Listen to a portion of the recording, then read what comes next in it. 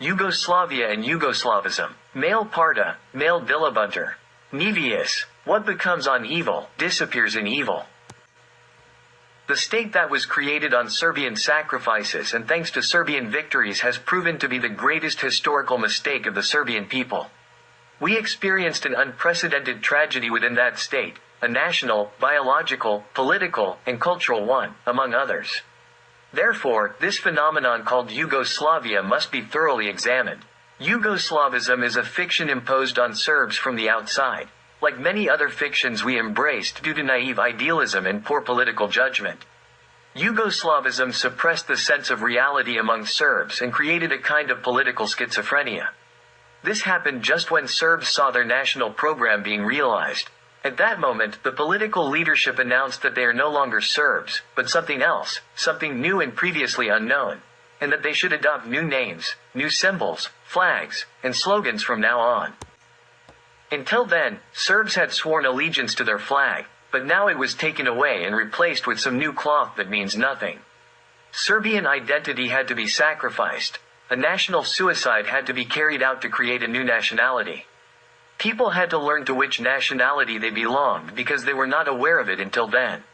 Nationality is the most intimate and subtle bond that a person is consciously aware of even in dreams and for which they are willing to give their life.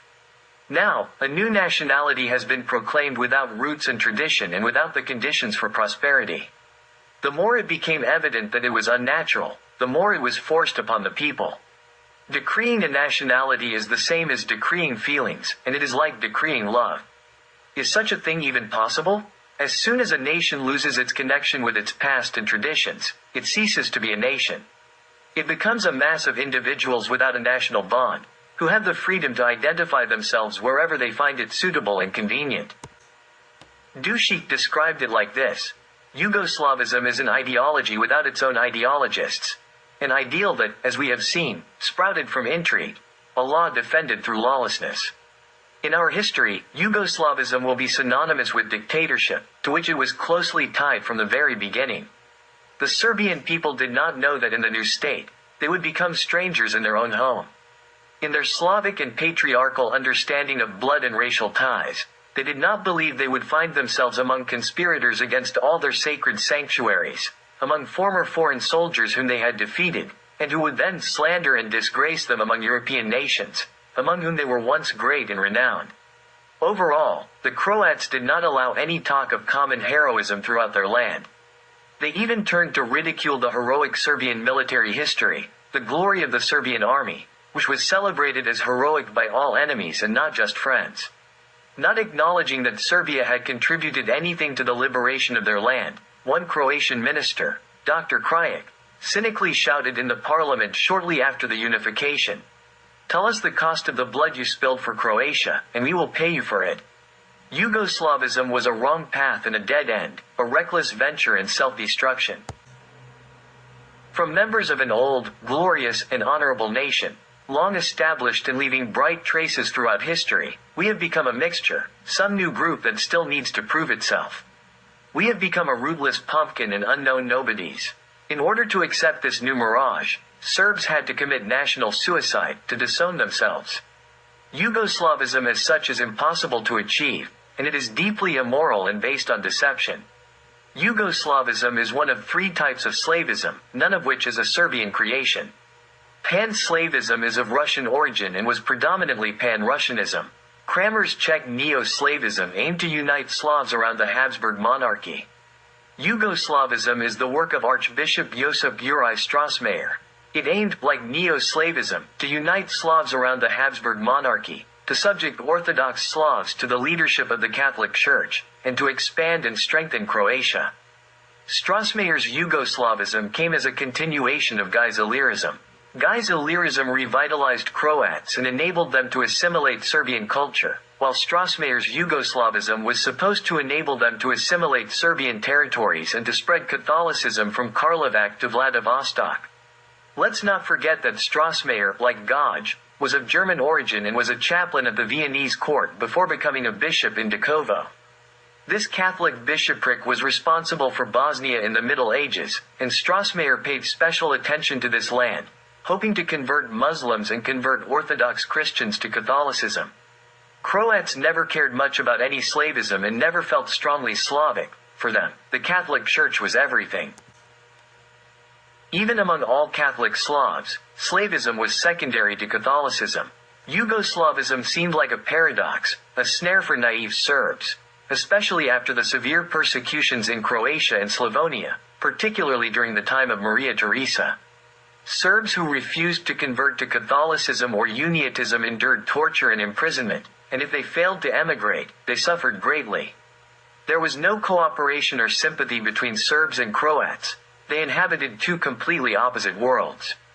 When war was declared against Serbia in 1914, Zagreb considered it a holy war for Catholicism against Orthodoxy, rejoicing at the prospect of Croatia expanding into Serbian territories. Croatian regiments were the most embittered Austrian soldiers along the Drina River and committed terrible atrocities in Makva. Croats did not join Yugoslavia to build and cooperate with Serbs. They entered to dismantle the new state and harm the Serbs. They obstructed any progress, slandered and compromised the Serbs, aiming to leave the country strengthened while weakening the Serbs.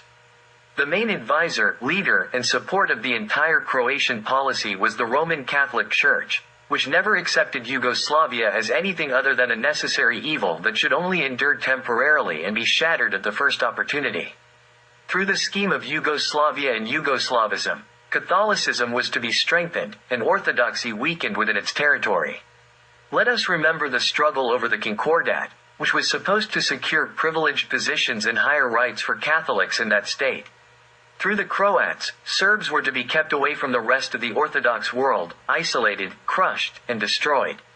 In the end, we witnessed the pathetic outcome of Yugoslavia and Yugoslavism, to our detriment, of course, because it could not have been any different. When the punitive state collapsed in 1941, Serbs perhaps wanted to remain Yugoslavs, but the Croats, Germans, Italians, and Hungarians, all Catholics, returned them to what they were, Serbs.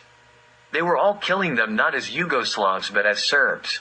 Maybe it was God's punishment for abandoning their name and their state of Serbia when it was at the peak of honor and glory. Yugoslavia's merit is that during World War II, over 1.5 million Serbs were killed, along with around 200,000 of the other peoples in Yugoslavia. After the amputation of the Serbian nation, during the population census in 1948, there were 2.5 million fewer Serbs.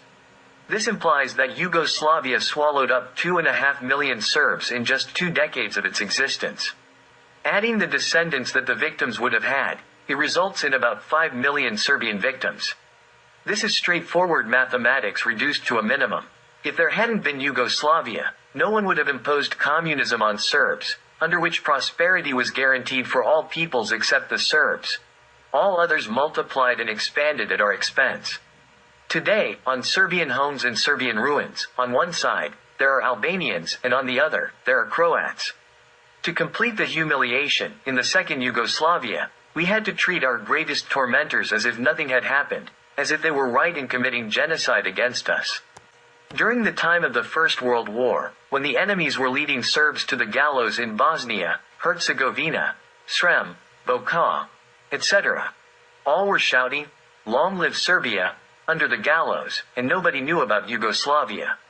All our wars for liberation and unification were fought under the slogan, "For the Honorable Cross and the Golden Freedom," where the Honorable Cross always meant the Orthodox Cross, not the bloody Latin one.